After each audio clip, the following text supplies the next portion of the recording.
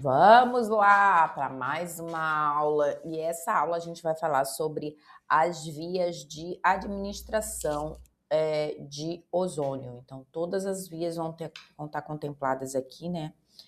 E a gente vai pincelar sobre essas vias, o que a gente pode utilizar dentro da nossa disciplina, tá?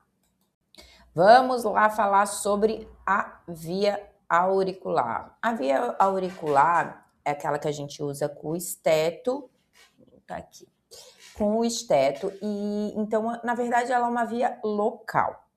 É o procedimento que a gente utiliza o estetoscópio, né, apropriado para o uso da ozonioterapia, que vocês já devem saber aí, os professores já devem falar que tem que ser os materiais livres de látex.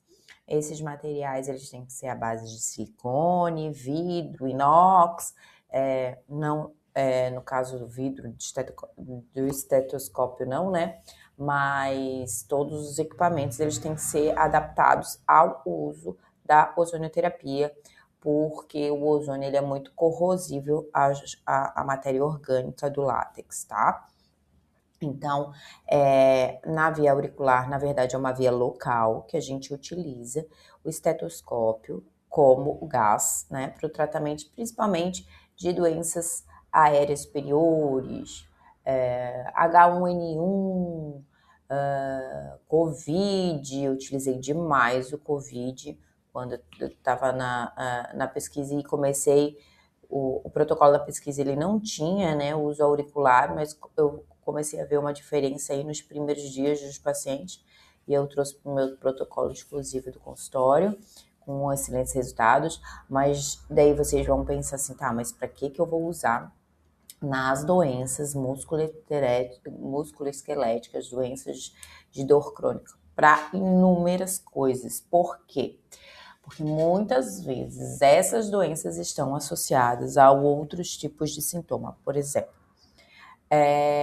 doenças Vamos dar um exemplo de uma, por exemplo, fibromialgia, né? É uma doença neurológica que causa intensas dores. Então, a pessoa, ela pode... Eu vou fazer uma aula, né? Já interrompendo aqui, mas eu vou fazer uma aula de uma disciplina só sobre fibromialgia, tá? Então, a fibromialgia, por exemplo, a pessoa pode causar dores em qualquer lugar do corpo, e muitas vezes estão associadas a processos depressivos, processos ansiosos. E a via auricular, ela é bem legal para o uso desses sintomas, dessas comorbidades, tá? Porque ela faz um equilíbrio do oxigênio nessa via aérea superior, e a gente tem os resultados associativos a outras vias com bastante eficiência também. É uma via que a gente tem que ter alguns cuidados para elaboração, para a infusão do ozônio na via auricular, que eu já vou mostrar para vocês. Então, gente, assim, ó, a via auricular ela é contraindicada para quem tem ruptura de tímpano, quem já teve ou quem está passando por algum processo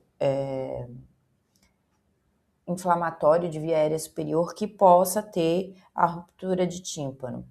Eu já passei por isso, né? Principalmente em crianças que têm esses doenças de via aérea, ou, infecção de ouvido, garganta, e muito frequente, pode ocorrer uma abertura do tímpano para a liberação dessa secreção, e a gente não deve utilizar a ozonioterapia, tá?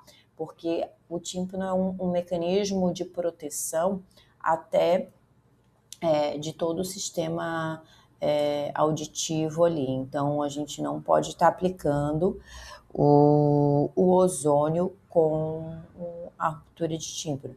E para isso é importante, então, a gente ter no consultório, né, o otoscópio. Ó, eu tenho um otoscópio aqui, umas pipetas, né, que esse aparelho, para quem não conhece, né, esse aparelho, a gente consegue visualizar a membrana do tímpano, né? É uma membrana clarinha, esbranquiçada, que ao você avaliar o ouvido ali do paciente, você consegue ver se ela está rompida ou não, se ela está rasgadinha ou não, tá? Então, isso aqui é um equipamento que é interessante vocês terem se vocês utilizar a via auricular. Vou mostrar para vocês, que eu não mostrei no slide anterior, então, o estetoscópio adaptado para o uso da ozonioterapia, né, que é esse estetoscópio aqui, né, com base de silicone. E eu gosto de usar essa tampinha. Olha, eu vou dar essa dica para vocês. Sabe o que é essa tampinha aqui? É uma pontinha de sonda uretral que a gente corta e coloca aqui no intermediário de silicone, tá? Essa pontinha aqui ajuda a fazer o encaixe perfeitinho aqui, ó, da seringa. Então, eu uso uma seringa de 60 para essa aplicação. Então, ela faz a aplicação, ó, eu tô puxando. Opa! Vamos de novo. Eu tô puxando aqui, ó. Então, ela não sai com facilidade, não corre risco de extravasamento ou de, na hora da aplicação mesmo, tá saindo. Então, eu gosto de fazer essa adaptação, tá? Para essa via com a pontinha de uma sonda uretral número 12 aqui, que eu corto a ponta, ó. Eu corto a ponta e aplico aqui direto no intermediário de silicone para ter uma segurança maior, tá? Ou você pega uma seringa de bico, né? Esse é que eu compro só dessa. Ou tu pega uma seringa de bico e pode utilizar também, tá? Mas eu prefiro fazer dessa forma. E além disso, eu boto uma gaze umedecida com água nessas olivas na hora da aplicação do paciente. Por quê? Porque como o ozônio ele é muito corrosivo, e muitos pacientes têm um ressecamento do canal auditivo, a água vai umidificar um pouquinho a entrada do gás para não dar nenhuma lesão. Então, eu sempre molho com água normal, né? A água filtrada, enfim, pode usar água destilada também, e eu borrifo numa pontinha de uma gaze e eu coloco aqui nas olivas antes da aplicação. E essa aplicação é uma aplicação bem lenta mesmo, tá? Eu costumo fazer a via auricular no máximo 2 vezes por semana, quando a via auricular é uma via de ação direta no tratamento. Se não, eu uso uma vez por semana, ou quando o paciente tiver no consultório, no seu protocolo e tiver alguma queixa relacionada que a via auricular possa ajudar. E também eu utilizo no máximo 20 microgramas para aplicação, bem lento, mas assim, para eu chegar a 20 microgramas, todo o meu processo de protocolo, ele é gradativo. Então, para eu chegar a 20 microgramas, eu já passei pelo 10 microgramas mais de uma vez. Então, essa é uma dica bem importante para vocês estarem atentos nos protocolos de vocês também. Façam progressões de dose para que vocês entendam a resposta do organismo de cada paciente. Vamos falar da via retal, uma via muito polêmica para muitas pessoas, para mim, bem tranquilo de ser falada. Vamos lá. É uma via sistêmica, ou seja, é uma via que atua em todo o organismo. Eu sempre costumo dizer, ela trabalha de dentro para fora. É uma ativação sistêmica que trabalha em todo as funções do organismo, tá? Eu costumo dizer que a aplicação local ela trabalha de fora para dentro e as vias sistêmicas trabalham de dentro para fora. Então, o resultado de a gente tratar a base, o início, o que está provocando os sintomas na via retal é muito importante. Muitas pessoas perguntam, Camila, como que tu consegue convencer o paciente de fazer essa via? para mim não tem convencimento nenhum. Lembra quando eu falei para vocês sobre uma anamnese muito bem feita, uma escuta qualificada durante a consulta? Minhas consultas costumam demorar 1 hora antes do procedimento, a primeira consulta, né? Até 1 hora ou até mais, tá?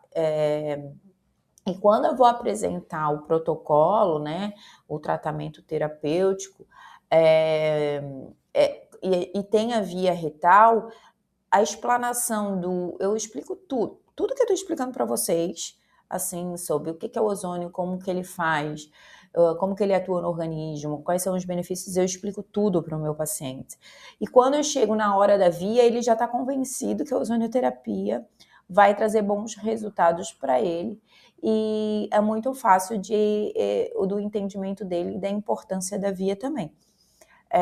Acontece, às vezes, algum paciente, mais os pacientes jovens e homens, né, do sexo masculino, a não quererem a via retal, mas não é todo ele, tá? Eu sempre ofereço a via retal primeiro. E daí eu troco para autoimunoterapia menor, para ver se, né, tem que avaliar para ver se é possível esse paciente tá fazendo essa via. Então, tudo é a questão da avaliação. Então, é um procedimento indolor, que é o que ajuda muito, é um procedimento de fácil manuseio, de fácil aplicação, que faz muito seguro, porque, na verdade, a segurança ela vai se dar só mais pela concentração do ozônio, porque é uma técnica muito segura. Eu tenho, até às vezes, dependendo do cliente, eu dou a opção para ele aplicar a sonda e depois eu aplicar o ozônio. Eu marco a sonda até onde ele tem que inserir e eu dou essa opção para o paciente também em aplicar a sonda em via retal. Eu utilizo aqui uma sonda pequena, uma sonda tamanho número 12, é uma sonda uretral, ou seja, ela é estéril, mas a gente não precisa ter grandes cuidados. Vou botar aqui na câmera para vocês. Então, uma sonda uretral, uma sonda uretral vai estar espelhada, né? Uma sonda uretral número 12. Ela é uma sonda estéril, porém a via retal não é uma via estéril, então não precisa ter cuidados de esterilidade para esse caso, tá? Então é bem fácil de aplicação, bem tranquilo, tá? E eu uso associado um gel lubrificante para facilitar a aplicação. E eu uso o gel lubrificante à base de água, tá? Então, qualquer gelzinho lubrificante à base de água eu gosto de usar. Tem pessoas que usam xilocaína, que eu já vi protocolos e cursos, enfim, de usar xilocaína, vaselina. Eu, particularmente, não gosto de utilizar nem a vaselina, por ela ser a base de álcool, e nem a xilocaína. Por quê? Mas tem problema? Não tem problema. Mas se eu tenho um paciente que tem alguma reação, pode ser que não seja a reação do ozônio, 90% não vai ser a reação do ozônio, e sim do gel que eu utilizei. Então, eu prefiro usar um gel à base de água, que o risco de alguma intercorrência é muito menor e o resultado já me traz excelência, do que outro tipo de lubrificante. Dá de usar o óleo ozonizado também? Dá, né? Porém, a gente tem que avaliar se não tem nenhuma fissura. Às vezes é paciente que tem fissura anal e daí o uso do óleo pode ficar desconfortável porque arde um pouco, dói um pouco se tiver algum machucado ali, né? Mas também não tem problema nenhum, vai ajudar a cicatrização, tal, mas mais é a questão do desconforto, porque essa via eu faço com que o paciente se sinta mais confortável, não tenha intercorrência nenhuma nessa via, porque para mim é a melhor via de aplicação, a que a gente tem mais resultados e é uma via que tem mais rejeição.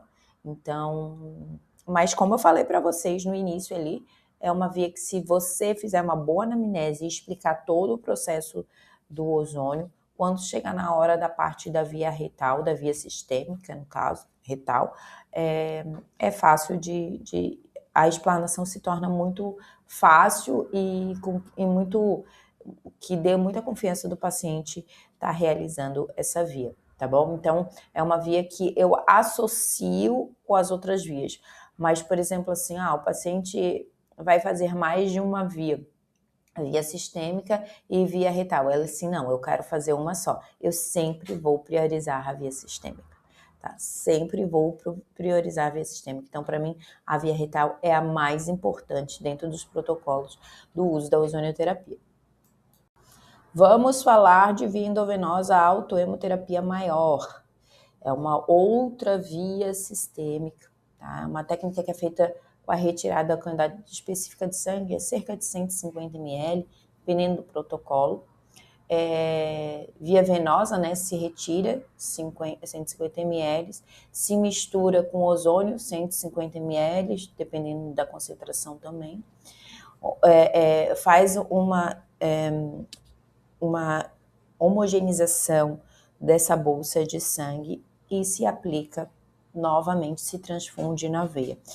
É uma via que é um pouco mais delicada, ela precisa de cuidados maiores, de inúmeras coisas, de riscos de infecção, de terapia, a concentração ela tem que ser muito bem analisada. Existem protocolos internacionais, americanos, russos, e fora do país eles utilizam bastante a via endovenosa. Na Alemanha existe um equipamento que é uma autohemoterapia diferente. É um equipamento que é como se fosse um equipamento de hemodiálise. Então, o sangue sai, ozoniza e já transfunde. É uma tecnologia mais nova para nós, né? Mas eles já utilizam bastante. Também é utilizada, então, para doenças mais agressivas, doenças autoimunes, é bastante usada essa via endovenosa. Porém, a gente em consultório pequeno, a gente tem que ter bastante precaução para o uso dessa via. Então, analisem bem, é uma via sistêmica, porém eu acho que dependendo do quadro do paciente, a ozonioterapia via retal, associada com de repente até com uma via numa autoemo menor, a gente já consiga excelentes resultados do que tu tá atuando com a via endovenosa na autoemoterapia maior. Porém, é uma via viável, é uma via com resultados excelentes, mas requer bastante cuidado. Vamos falar da via intramuscular, que é uma via sistêmica também, a autohemoterapia menor. É uma via que eu utilizo bastante, só salientando aqui as vias de autohemoterapia, tanto menor quanto a maior, exclusivamente é muito importante a solicitação do G6PD, tá? Daquele examezinho que eu falei lá na primeira aula. Solicitem o G6PD, não deixem de solicitar, mesmo que a clínica do paciente não traga aí um risco, mas sempre solicitem, tá? E é importante vocês solicitar o G6PD antes de iniciar a autoemo menor ou um espaço de tempo que não interfira no resultado, tá? Uma questão de 15 dias, 20 dias, depende do laboratório. Existem outras formas de a gente começar a atuar aí em vias locais até a gente usar uma autoemo menor. Então, é uma via sistêmica, a técnica ela é feita com a retirada daí de pequena quantidade de sangue via endovenosa, mistura-se com ozônio, tá?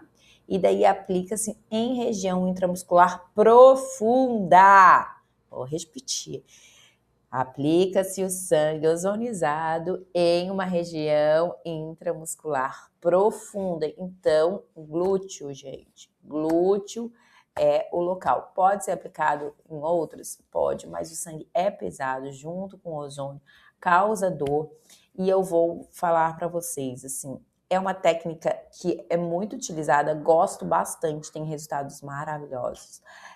Utilizo muito e gosto, às vezes é a minha primeira escolha até do que a retal. Quando a gente fala de pele, doenças de pele, eu tenho resultados melhores, ou doenças autoimunes que causam lesões de pele. Também gosto de usar a autoemoterapia associada à retal, porque a gente tem um protocolo exclusivo, que é o protocolo cubano, exclusivo não, né? Mais indicado para autoemoterapia.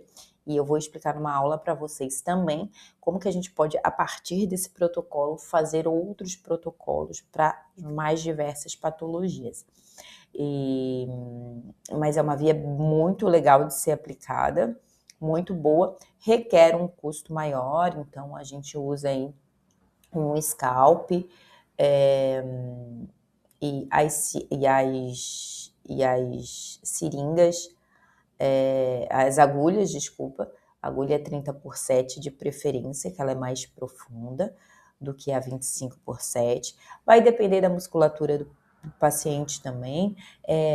Pacientes que fazem uso de anabolizante esteroide, gente, é mais complicado de a gente conseguir fazer a aplicação pela rigidez da fibra muscular.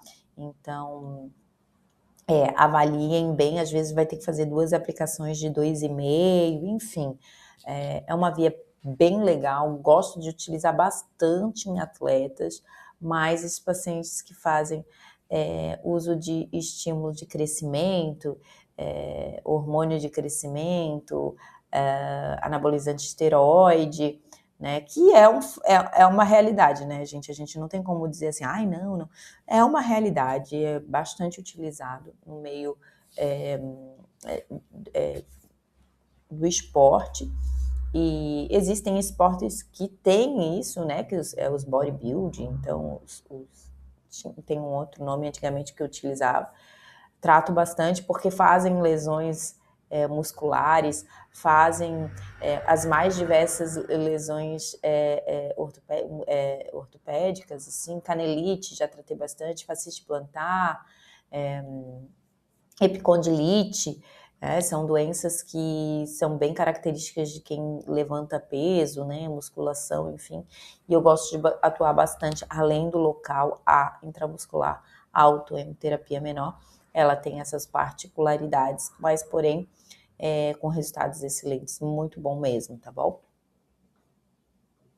E agora vamos falar da via queridinha dos processos de dor, que é a via subcutânea. É uma das vias que vocês vão mais utilizar relacionada à doença que causem dor, doenças crônicas. Então, ela é uma via local, diferente do retal e da autoemoterapia.